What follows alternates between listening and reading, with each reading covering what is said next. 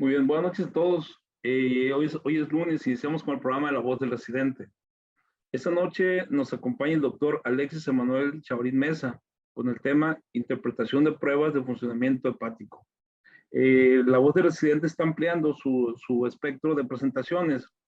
De igual manera, los temas. Esta noche iniciamos con gastroenterología. Doctor Chavarín, ¿nos ayuda por favor a compartir pantalla? Sí, claro. Gracias. Si su internet está un poquito lento, si gusta, puede comentar su tema sin abrir cámara, ¿eh? Sin problema. Perfecto. Sí, Ok, es un poquito inestable. sí, muy bien. Son tiempos por las lluvias y todo lo que hay ahorita. Es probable que se ponga un poquito más lento. Si gusta, platícanos un poquito de usted y luego ya inicia con su presentación. Al final, vamos a leer comentarios o cualquier dato que escriban la audiencia en la parte de abajo en el chat y al final cerramos con el complemento de su exposición. Adelante, doctor. Ah, pues yo soy Emanuel Chavarín. Soy egresado de la Universidad Autónoma de Sinaloa, orgullosamente huaseño, Sursum Versus. Hice 2 años de medicina interna en el hospital de especialidades y en el Centro Médico Nacional Siglo XXI, y actualmente estoy cursando mi primer año de gastroenterología. Lo que pasa es que en el IMSS no te conviertes en R1, sino que te la continúan como R3, ¿no? Y bueno, creo que gastroenterología es una especialidad un poquito incomprendida entre los médicos internistas, porque muchas veces interpretamos mal algo que son fundamentales como las pruebas de funcionamiento hepático, ¿no? Entonces, me gustaría que esta plática le llegara sobre todo a gente que se dedica al mundo clínico, y bueno, obviamente hay traslapes con lo quirúrgico, ¿no? Entonces, si no hay nada más que comentar, pues quisiera iniciar el tema. Entonces, Adelante, doctor.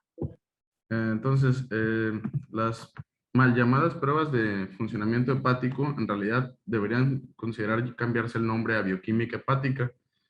Cuando nosotros vemos un panel de bioquímica hepática, por lo regular vemos la AST, la LT, las bilis, la fosfatasa alcalina, la GGT.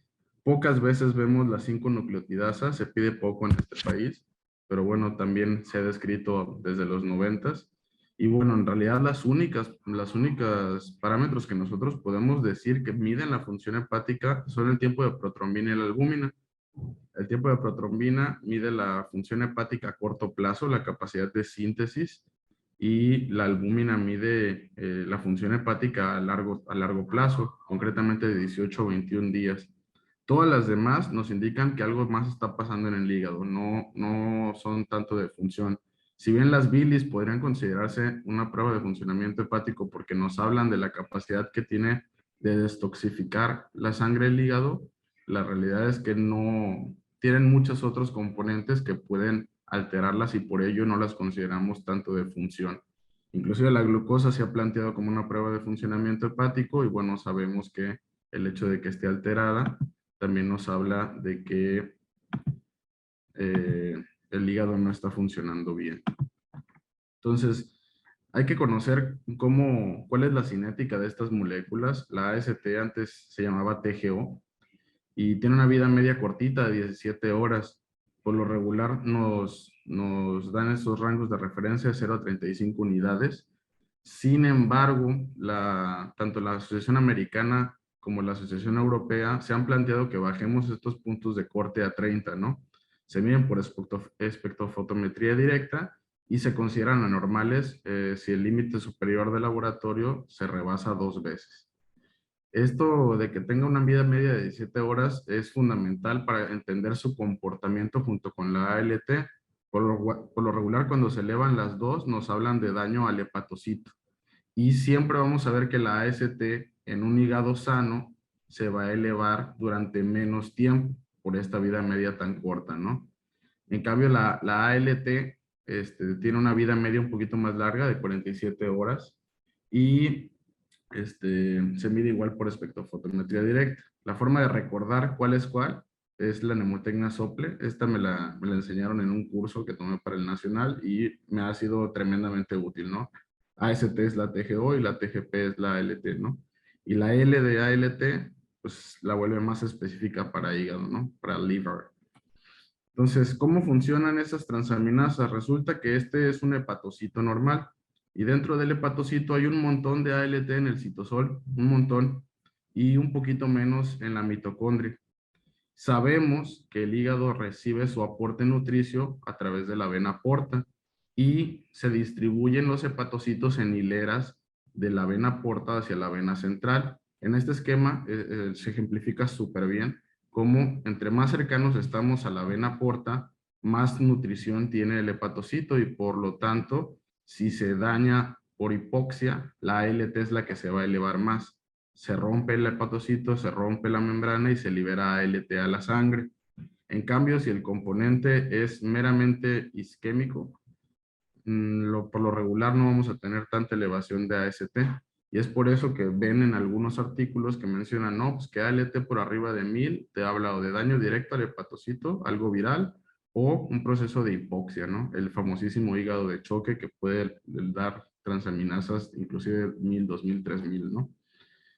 ¿Dónde se producen esas transaminasas? Bueno, tenemos varios órganos, hígado, corazón, músculo esquelético, riñón, etcétera. Aquí yo quisiera que les quedara claro que hígado y músculo comparten muchísimas alteraciones.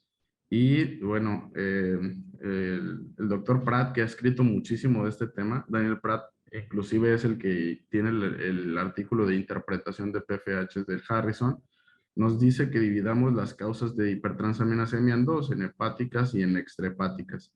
Hepáticas, pues las que ya conocemos, ¿no? El alcohol, los medicamentos, la hepatitis B o C, y hay causas extrahepáticas, por ejemplo, el ejercicio extremo o algunas alteraciones musculares. Hay que tener en cuenta que la enfermedad de Addison puede aumentar las transaminasas. Una crisis addisoniana puede perfectamente darnos alteración en las pruebas de funcionamiento hepático y pocas veces lo consideramos. Igual la enfermedad celíaca típicamente nos da un patrón en donde AST se eleva más que ALT. Por lo regular, cuando el músculo está dañado o hay una causa extrahepática, vamos a tener esta inversión de la relación donde AST es superior que ALT. El doctor Pratt igual escribió el artículo del Schlesinger, la Biblia de la gastroenterología, y nos dice que también podemos dividir la hipertransaminasemia en estos 4 grandes grupos, si es aguda o si es crónica, y si se eleva más ALT que AST. En azul les puse las causas hepáticas de la elevación de cada una, y pueden ver que cuando ALT se eleva más que AST y por lo regular se eleva muchísimo, lo primero que tenemos que pensar es, uno, una hepatitis viral aguda. Ahorita está muy de moda la hepatitis A, volvió, o sea, se fue el COVID y volvió la hepatitis A. Y la hepatitis isquémica, ¿no? Sobre todo en el paciente que está o estuvo chocado, hay que pensarlo, ¿no? O en pacientes que tengan alguna afección cardíaca.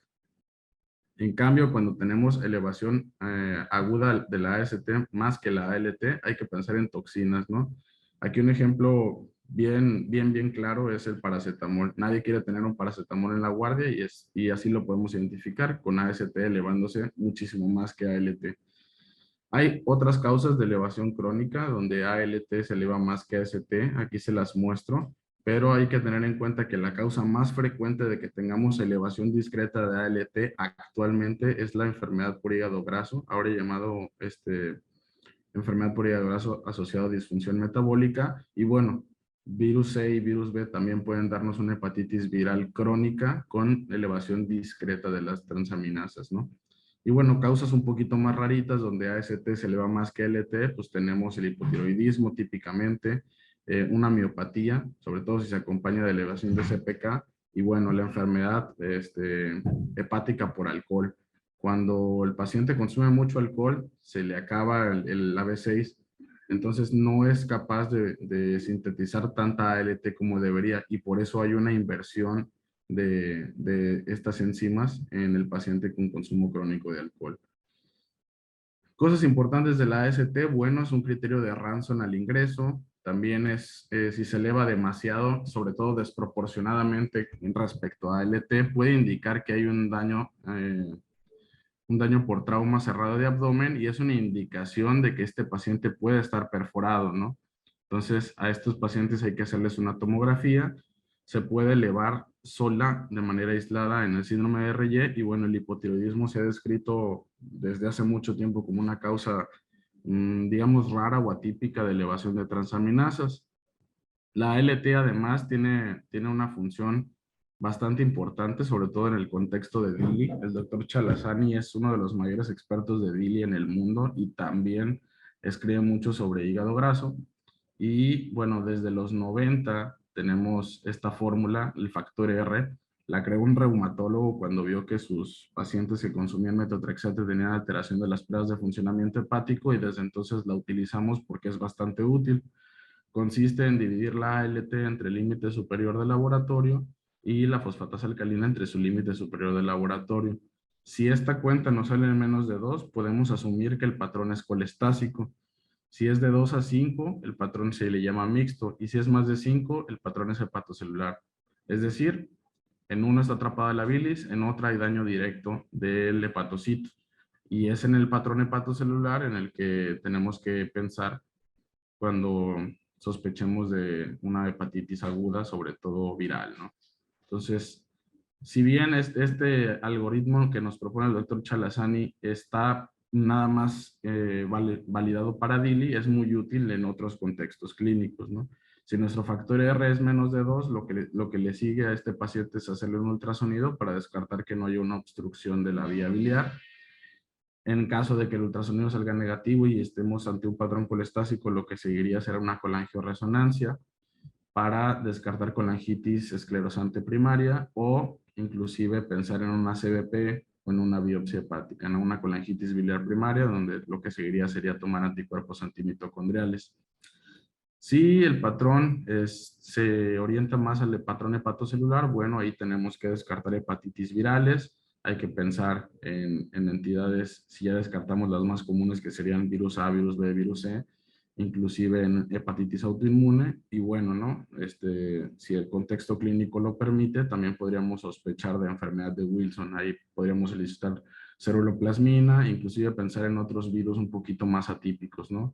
Como citomegalovirus, Epstein-Barr virus o virus de la hepatitis C, que ustedes dirán, bueno, es medio infrecuente, ¿no? Pero la realidad es que en México, en Michoacán, por ejemplo, consideramos que es zona endémica de virus E, entonces hay que tenerlo en cuenta, ¿no? Y sobre todo lo que ya todos sabemos en el contexto de un embarazado.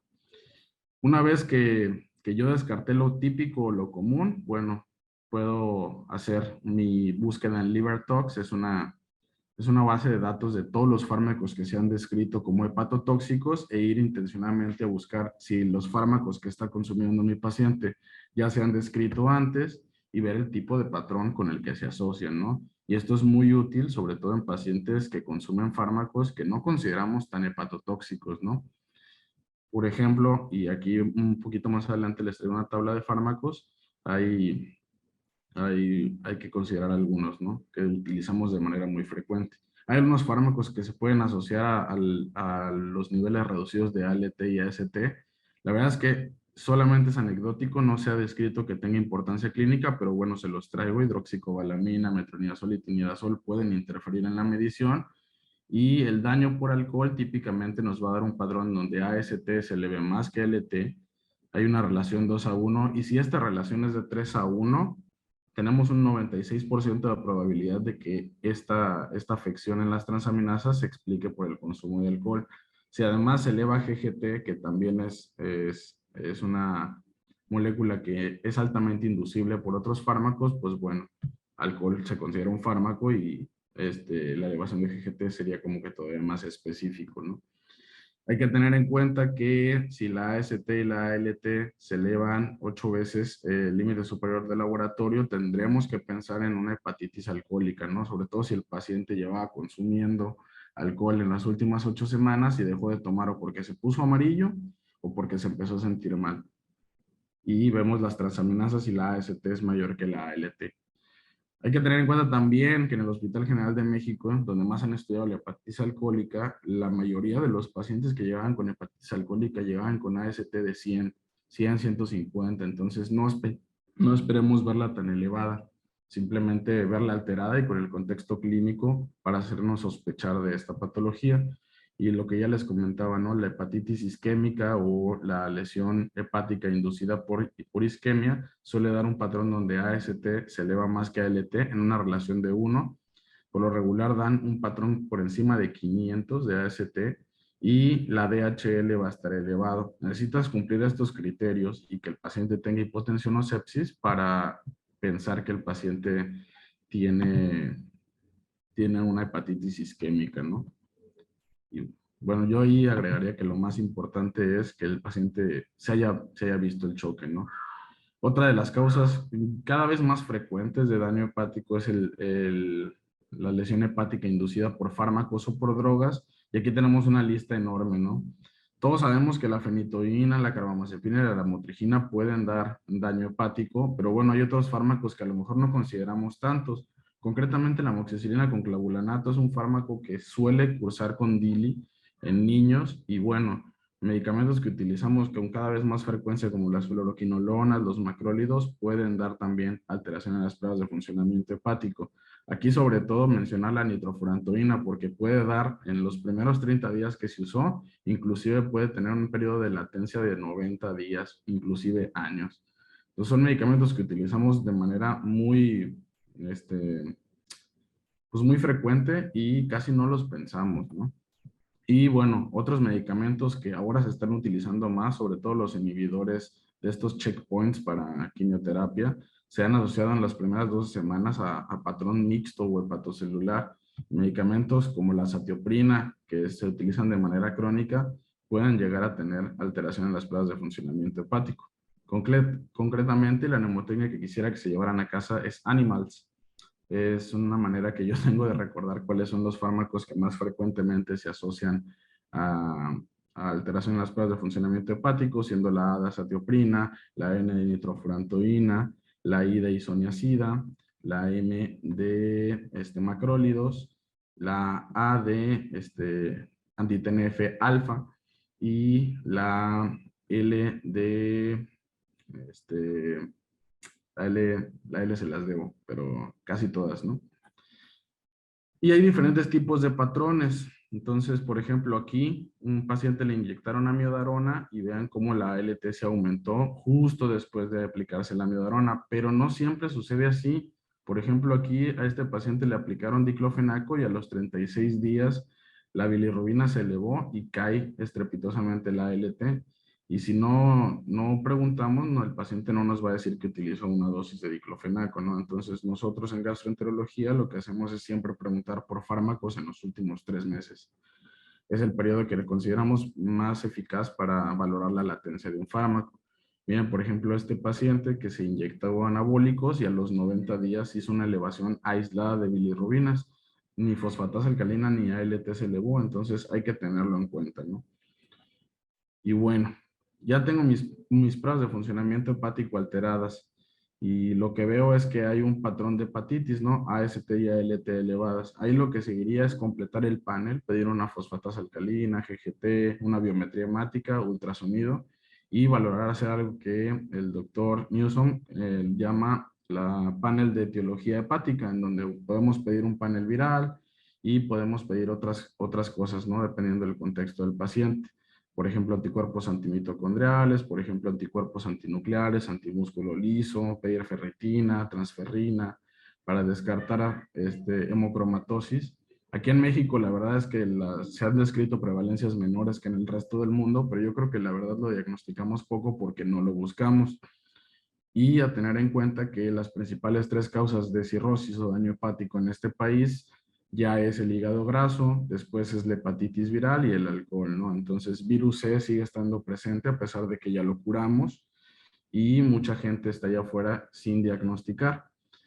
Si después del panel de etiología no tenemos un diagnóstico, considera que muchos pacientes llegan con pérdida de peso, es decir, fueron gorditos mucho tiempo, ya les dio cirrosis y perdieron muchísimo peso y si no lo preguntamos, el paciente no nos lo dice, ¿no?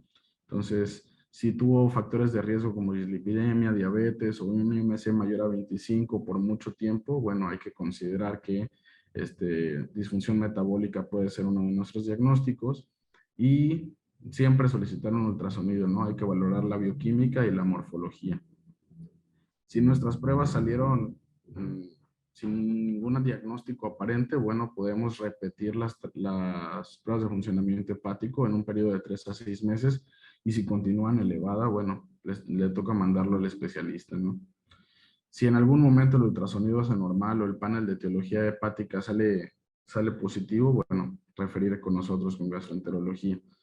Las bilirrubinas tienen un metabolismo súper interesante. Aquí nada más para, les pongo una imagen porque hay varias proteínas involucradas en la expulsión de bilirrubinas al canalículo biliar.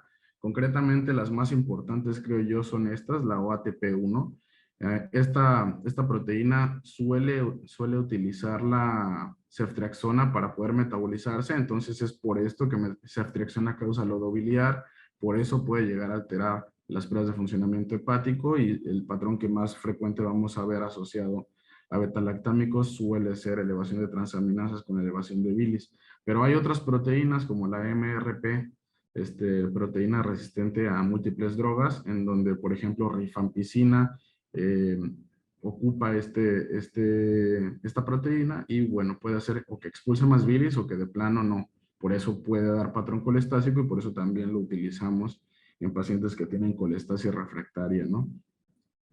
Concretamente, la bilirrubina indirecta llega unida al albúmina al sinusoide hepático, y es la OATP la que separa la bilirrubina indirecta para pasar al hepatocito, y aquí por reacciones enzimáticas no dependientes de ATP es donde se metaboliza directa, y es en el MRP2 donde se gasta el ATP. Por eso vemos que los pacientes con cirrosis avanzada ya tienen una elevación más desproporcionada de la indirecta sobre la directa, porque no tienen manera de meter la bilis al hepatocito. Aquí hay otra imagen que también me gusta mucho, en donde, como pueden ver, tenemos al hepatocito y hay múltiples proteínas encargadas de excretar la bilis, ¿no?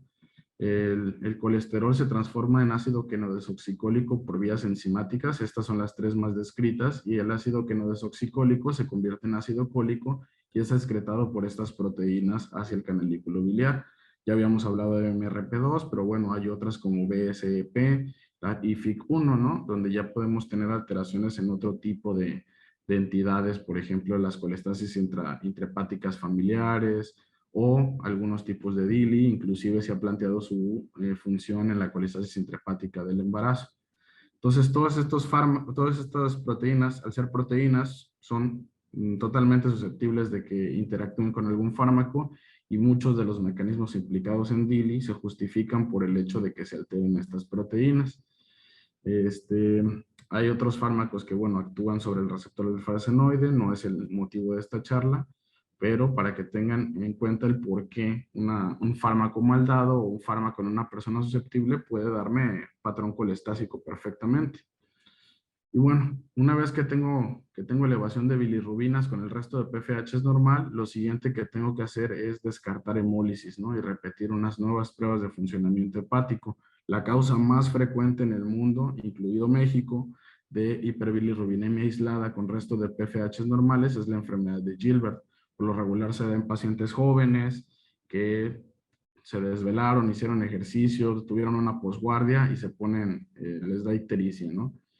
Siempre, siempre, siempre hay que tener en cuenta, Gilbert es de predominio indirecto, es una hiperbilirrubinemia indirecta. Entonces, si es directo, piensen en otra cosa, no piensen en Gilbert. Y bueno, siempre que tengo elevación de bilirrubinas, tengo que ir a ver la fosfatasa alcalina. Esta es una enzima que se excreta en el epitelio biliar, en hueso y en placenta. Les pongo en negritas los lugares más importantes para la excreción o síntesis de fosfatasa alcalina, porque son los principales lugares que nos van a dar problema al momento de interpretarla. Hay que tener en cuenta que si una fosfatasa alcalina está elevada y no hay otro dato de colestasis, hay que descartar que no hay una afección del hueso. Hay muchos sarcomas que se presentan con fosfatasa alcalina elevada, o que nuestra paciente esté embarazada. En el tercer trimestre del embarazo, la fosfatasa alcalina puede llegar hasta 400, y no necesariamente estar hablando de que el paciente tenga un problema colestásico, ¿no? Lo que sí tienen que quedarse claro es que si no estamos en el contexto de que el hueso me esté elevando fosfatasa o que la placenta esté presente, la fosfatasa alcalina básicamente se excreta únicamente en el epitelio biliar, y es fundamental que relacionemos fosfatasa alcalina con colestasis. Hay algunos estudios donde nos hablan de que la liberación era por daño celular, pero bueno, hoy sabemos que la fosfatasa alcalina no se eleva por la destrucción del hepatocito. En este estudio concretamente vemos cómo los pacientes que tenían hepatitis viral aguda no elevaban fosfatasa alcalina fuera del rango normal.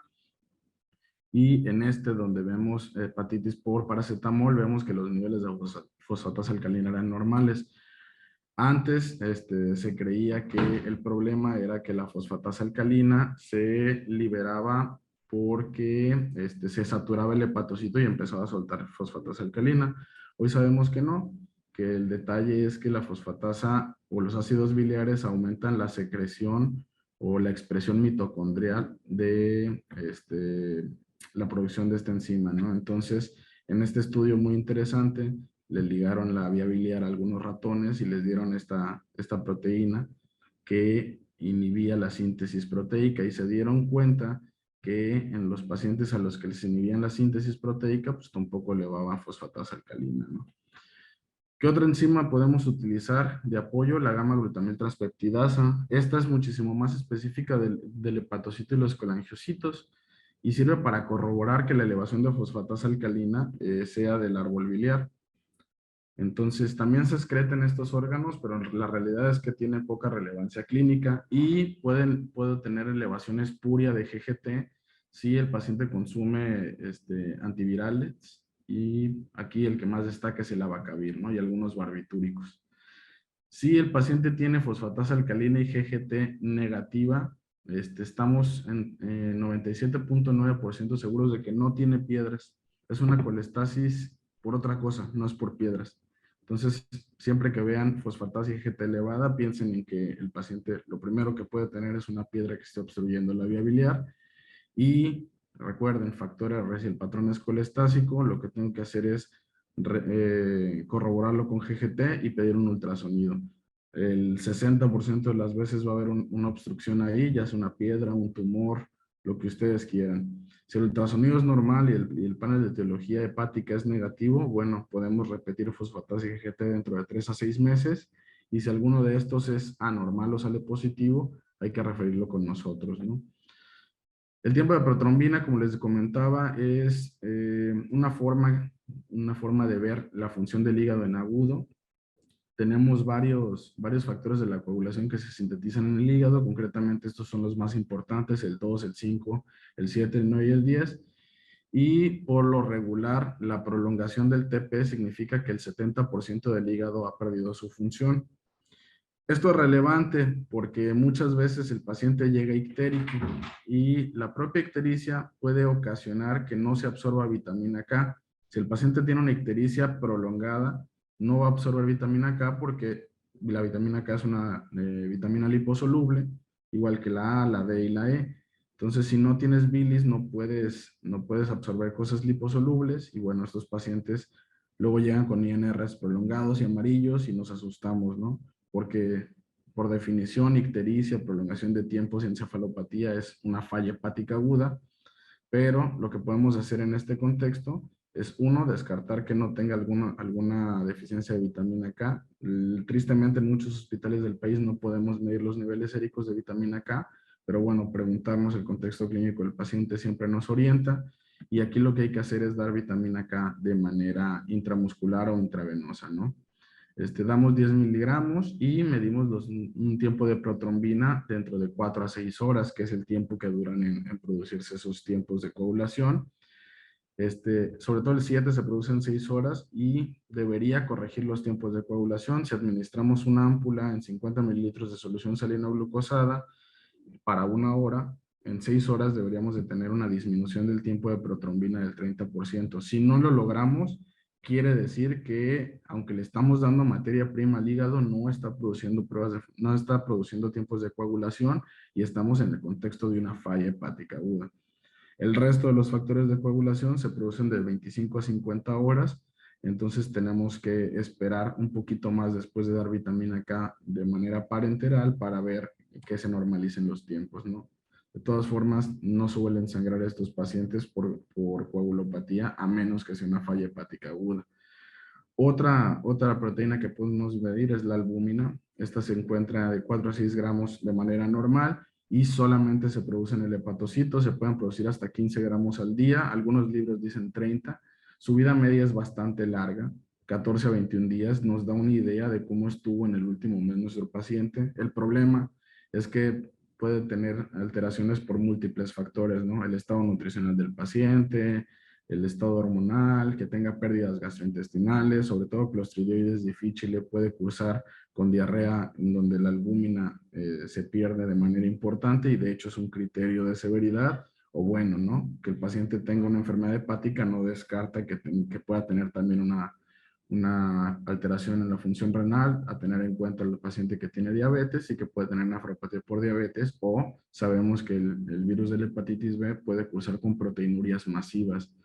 Entonces, la glomerulonefritis membranosa producida por virus B no es tan rara, yo creo que la diagnosticamos poco.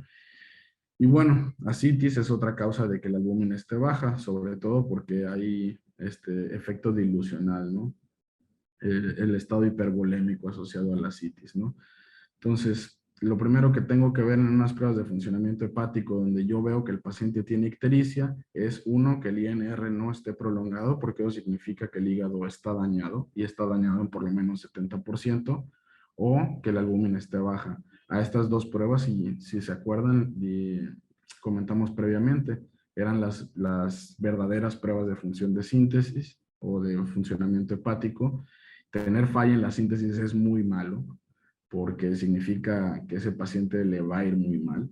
Y sí pasa, ¿no? Aquí en Centro Médico tendremos 2 o 3 casos por mes, en donde por lo regular es virus A y llegan con estas alteraciones, ¿no?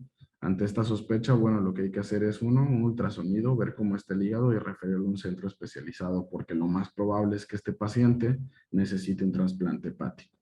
¿Qué otra cosa debemos observar? Si bien no están las pruebas de funcionamiento hepático, las plaquetas nos ayudan a definir si el paciente tiene un problema crónico o no.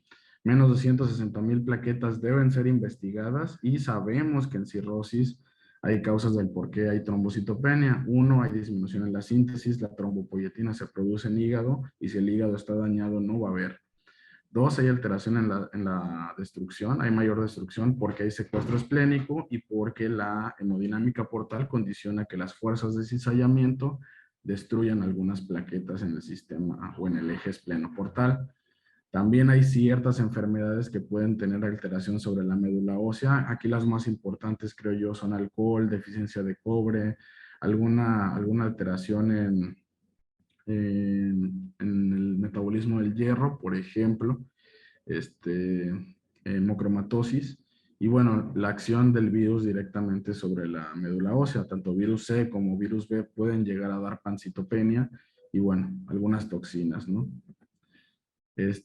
Sabemos también que por la exposición de estas plaquetas a la destrucción constante pueden generarse inmunoglobulinas antiplaqueta. Todavía no sabemos si estos pacientes se benefician de alguna terapia inmunomoduladora y bueno, la translocación bacteriana por aumento de la permeabilidad intestinal también condiciona que se produzca factor de necrosis tumoral alfa y sabemos que el factor de necrosis tumoral alfa aumenta la destrucción o, perdón, la supresión en la síntesis de plaquetas, ¿no?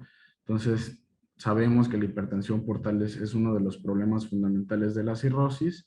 Esta es la manera que nosotros tenemos de definir hipertensión portal. Ponemos un catéter en la aurícula derecha, nos colocamos en la arteria hepática, sobre todo derecha, y suprahepática, perdón, y medimos la presión en reposo y con cuánta presión se ocluye. La diferencia entre estas dos presiones se llama gradiente de presión venosa hepática y nos ayuda a definir hipertensión portal. Sabemos que por arriba de 5 se llama hipertensión portal y por arriba de 10 por lo menos ya es clínicamente significativa y se asocia a mayores complicaciones. ¿Qué es importante de la hipertensión portal? Bueno, sabemos que las plaquetas se correlacionan directamente y en el nuevo consenso de Baveno ya nos hablan de que plaquetas por arriba de 150,000 y una dureza hepática cuantificada por elastografía nos permiten descartar que este paciente con cirrosis de reciente diagnóstico necesite una endoscopía. ¿Qué le podemos ofrecer a este paciente? Seguirlo en el tiempo, ver que las plaquetas no bajen, seguirlo con elastografía y bueno, nos hemos ahorrado una endoscopía y esto es principalmente útil en pacientes con alto riesgo quirúrgico, ¿no? Pacientes que a lo mejor la endoscopía no es tan buena idea. Si las plaquetas son debajo de 150,000, a ese paciente le toca una panendoscopía. Y bueno, el doctor Jan Cook en 2017 dice que además de esto, podemos utilizar un MELD. Si el MELD es de 6, como todos en esta clase me imagino que tienen, más unas plaquetas de 150,000, eres capaz de ahorrarte la panendoscopía en la gran mayoría de los casos. Entonces, ¿qué es lo importante? Uno, hacer una buena historia clínica, porque el paciente puede tener una afección hepática. Dos, reconocer el patrón. Si el patrón es hepatocelular, si el patrón es colestásico, si hay una hiperbilirrubinemia aislada o hay falla en la síntesis, ¿no? Si el patrón es hepatocelular, bueno, ya sabemos, hay que descartar causas virales. Si el patrón es colestásico, hay que descartar una obstrucción de la vía biliar. Si hay falla en la síntesis, ese paciente está en alto riesgo de requerir un trasplante, hay que referirlo a un centro de referencia, vaya. Y bueno, si la hiperbilirrubinemia aislada, recordar que enfermedad de Gilbert es la causa más frecuente, pero siempre hay que descartar hemólisis, ¿no? Y a todos hay que estudiarles el por qué se están alterando las pruebas de funcionamiento hepático, hay que hacer un panel de etiología hepático, ¿no? Dentro de las conclusiones, bueno, me gustaría que se llevaran a casa que existen 3 grandes patrones que alteran las pruebas de funcionamiento hepático. Puede haber elevación aislada de bilirrubinas, puede haber un patrón hepatocelular o un patrón colestásico y bueno, el mixto que ya sabemos. La mayoría de los parámetros bioquímicos necesitan un contexto clínico, saber el por qué mi paciente está llegando aquí y a pesar de que tenemos tiempo de protrombina y albúmina, todavía no somos capaces de medir eficientemente las 700 funciones del hígado.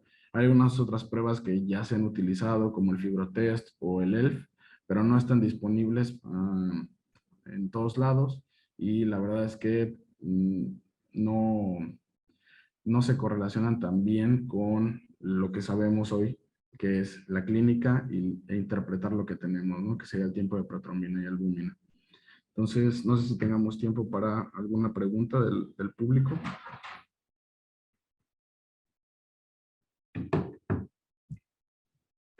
Muy bien, doctor. De momento no tenemos preguntas del público. Solo la doctora Lidia Díaz le saluda. Ok. Ella le saluda. Yo creo que la plática pues es muy completa, está muy completa, está muy en orden, eso lo agradecemos mucho. Seguramente va a tener muchas vistas, así es normal, su especialidad es la primera vez que se presenta La Voz del Residente. Seguramente vamos a tener más comentarios ya en la página de Médica Legal, ahí va a estar la plática grabada en unos minutos. Entra a YouTube en la página Médica Legal, ahí la van a poder volver a ver y seguramente ahí va a haber algunos cuestionamientos. Vamos a dejar ahí sus datos por si lo quieren contactar. Y pues le agradecemos, doctor Chavarín, su presentación. Agradecemos también a Yo Soy Médico 17 por permitirnos usar la plataforma para darle difusión. A todos ustedes que han invitados para mañana, tenemos La Voz del Residente en Pediatría. Con el tema tenemos un tema que nos estaban pidiendo, hipospadia se llama. Espero que nos puedan acompañar. Y doctor Chavarín, pues le agradecemos su presentación el día de hoy. Realmente fue muy buena. En Facebook aún tenemos algunos otros comentarios, son felicitaciones. Se los vamos a enviar. A ver, déjenme. Voy a ver esto. Bueno, pues si no hay preguntas, buenas noches. Dice doctor, ¿es útil el ultrasonido Doppler espectral en valoración del hígado? Pregunta Juan Carlos Martínez. El ultrasonido Doppler es buenísimo, sobre todo por el contexto de que nos permite ver el flujo de las suprahepáticas. Pues yo sé que es medio raro decir Budd-Chiari, pero existe y bueno, valorar la suprahepática siempre es buena idea. También nos permite medir el flujo portal. Hay veces que el paciente que estaba bien se descompensa de la nada y bueno, uno nunca piensa en una trombosis aguda de la vena porta hasta que la ve, ¿no? Entonces, un ultrasonido nos da mucha información, sobre todo los flujos de la suprahepática y de la vena porta, pero inclusive en algunos tumores, meter Doppler ayuda mucho para diferenciar el tipo de tumores hepáticos, sobre todo cuando hablamos de neoplasias nodulares o para caracterizar el flujo de la arteria hepática o la vena porta. Hoy hay estudios más especializados, ¿no? Que nos dan un poquito más de información, como la TAC trifásica, pero el ultrasonido Doppler es muy buen comienzo, da mucha información. Ok. Muy bien, doctor. De momento es la única pregunta. Seguramente va a haber más en el transcurso de los días. Vamos a subir su presentación ya a la página de Médica Legal y seguramente estaremos en contacto. Pues muchas gracias, doctor. Le agradecemos su presentación. Fue bastante completa, bastante buena. Seguramente lo vamos a invitar más adelantito para que nos ayude con otra exposición. Mire, tenemos otra pregunta que está llegando por Facebook, si me permite. Sí, adelante. Dice, sí, Juan Carlos Martínez le da las gracias. Ah, perfecto. De nada. Felicitaciones, dice Feliciana Morales, ¿qué tan útil es la elastografía en afectación hepática? Algunos ultrasonografistas no la consideran así. Depende mucho de la técnica. La verdad es que sí da información útil. Ahorita tenemos dos grandes, la elastografía transitoria por vibración, el famosísimo FibroScan. Y se han estado haciendo muchos estudios con la elastografía por onda de corte, por shear wave. Baveno, por fin en Baveno 7 nos habla de medir la dureza hepática, ¿no? El liver stiffness, y emite una recomendación. Obviamente nada le gana a la biopsia, ¿no? No hay mejor forma que ver el hígado bajo el microscopio, pero sí nos permite tomar decisiones, sobre todo en el contexto no de cirrosis, sino de hepatopatía crónica avanzada. Nos permite decir, ¿sabes qué? Este paciente puede llegar a beneficiarse de hacerle una panendoscopía. Sobre todo con los puntos de corte que les comenté de 20 kilopascales. Sabemos que arriba de 10, 13 kilopascales, dependiendo de la etiología y el tipo de transductor y aparato, ya estamos hablando de una afección hepática crónica. Y a veces estos valores se alcanzan muchísimo antes de que veamos las lobulaciones en el hígado. Entonces, hoy también ya tenemos, o bueno, ya se está platicando mucho de la dureza esplénica, ¿no? Como otro dato de hipertensión portal. Al final, como decían mis maestros, lo que importa es que tomes las decisiones con la mayor cantidad de datos objetivos, ¿no? Y yo creo que la dureza hepática es una muy buena manera de, por lo menos, cuantificar la fibrosis de alguna manera y, por lo tanto, la hipertensión portal. Muy bien, doctor, pues muchísimas gracias. Yo creo que con esto concluimos, doctor. Gracias a todos por la asistencia y nos vemos mañana en La Voz del Residente en Pediatría. Seguramente el tema les va a llamar la atención. A todos, muchas gracias. Y gracias, doctor. No, de qué a ustedes por la invitación. Muchas gracias. Bueno, buenas.